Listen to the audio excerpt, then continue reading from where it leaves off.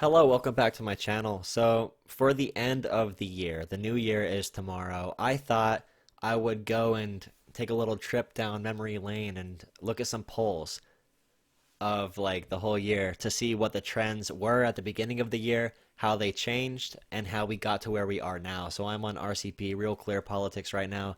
I am going to go and see how far back we can get data from. Let's see, that's October, more polling data. September, more polling data. Now we're going to be able to see a lot about the rise and fall of certain candidates. Now this is Bloomberg, I'm pretty sure. That's blank. So let's go back to the very start of the year. So, okay, we'll start in December. Oh boy, I have to go back up to look where Yang is. Klobuchar, Yang. So Yang is the skinny column here. Now, I'll do him for this video, just to see how his rise was. So, let's see.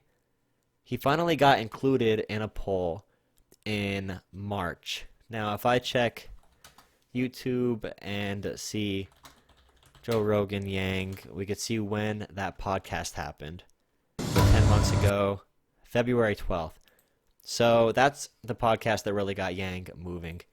So February 12th was around right here.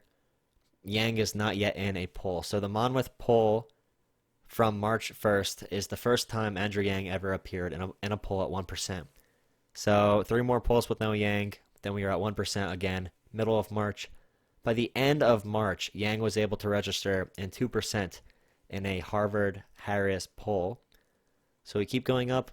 He is included in every poll at this point. So ever since March 15th, well actually not March 15th, so between March and April, that little time there, the beginning of April, after that, Yang was included in basically every single poll. So 1, 1, 1, spiked up to 3 for Emerson. Emerson, his numbers are already, or are usually, a lot better than the other polling sites. Emerson does not count as an official qualifying poll for the DNC, but nonetheless, he performs great in those polls.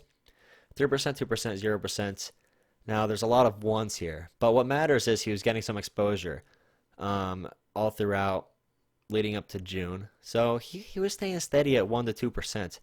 So I think as you go up, you could sort of see the averages start to go up around August and September is when he started to hit 2 and 3% consistently.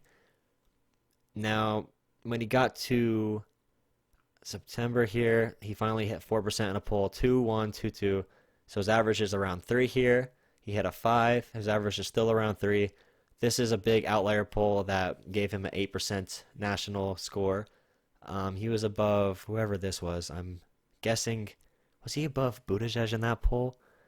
Interesting. So 8% there. Then his average was at 3 for a long time, a very long time. Actually, up until now, his average is at around 3. Yeah, so he got 5%, 4%. So I would say he went from not being on the polls at all to 1% in the polls to 2% to 3% all the way up through here. And then in these new blocks of polling, that's when he got to his 3.6% average.